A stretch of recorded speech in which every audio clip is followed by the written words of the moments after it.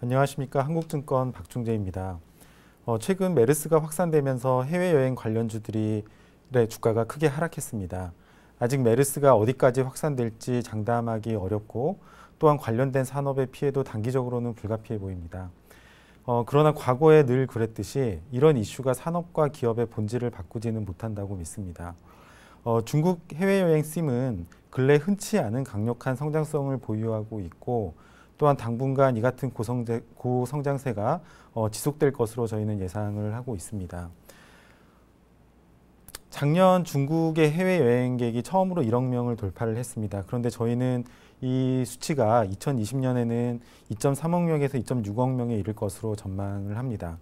향후에 연평균 12%만 늘어나더라도 2020년에 약 2.4억 명이 되기 때문에 이 같은 수치가 그렇게 공격적이다라고는 생각하고 있지는 않습니다. 저희가 주목하고 있는 것은 그런데 이제 해외 여행객이 늘어나는 속도입니다. 지금 보시는 그림에서 확인을 하실 수가 있지만 중국 해외 여행객이 늘어나는 속도는 과거의 일본, 중국, 한국과 비교하더라도 유독 빠르다라고 볼 수가 있습니다. 중국의 해외 여행이 이처럼 빠른 속도로 늘어나는 것은 이 해외여행이 중국의 80년대생, 즉 바링허우 세대가 주도하는 일종의 소비의 유행이기 때문이다라고 생각을 하고 있습니다. 여기 보시는 왼쪽 그림에서는 작년에 중국 해외여행객의 연령별 분포를 조사한 결과인데요. 놀랍게도 전체 해외여행객의 무려 56%가 바로 1980년도부터 89년도에 태어난 바링허우 세대다라는 점을 확인을 하실 수가 있습니다.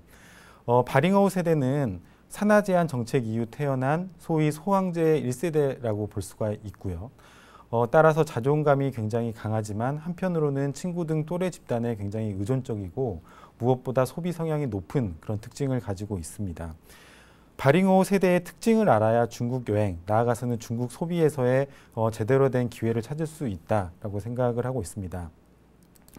이들 바링허우 세대는 어떻게 보면 세계에서 인터넷을 가장 많이 활용하는 세대다라고 볼 수가 있고요.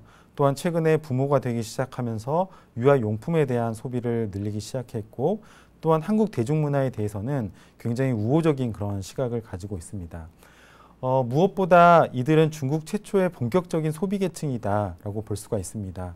마치 베이비 부머가 1980년대 이후 본격적으로 소비를 하면서 글로벌 소비재들의 주가에 어떤 굉장히 긍정적인 영향을 미쳤듯이 이 바링허우 세대의 등장은 아시아 소비재 기업에 있어서 굉장히 긍정적인 그런 변수가 아닌가라고 생각을 하고 있습니다.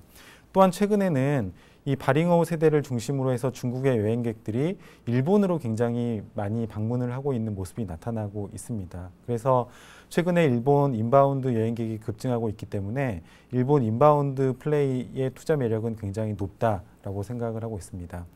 저희는 이번 보고서에서 한중일 추천 종목을 종합적으로 말씀을 드렸습니다.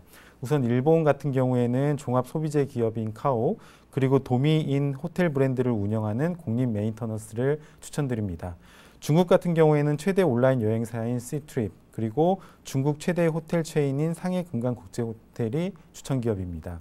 한국에서는 아모레퍼시픽, LG생활건강, 쿠쿠전자, 오리온, 메일유업, KCI, 보령메디앙스를 추천드리고 있습니다.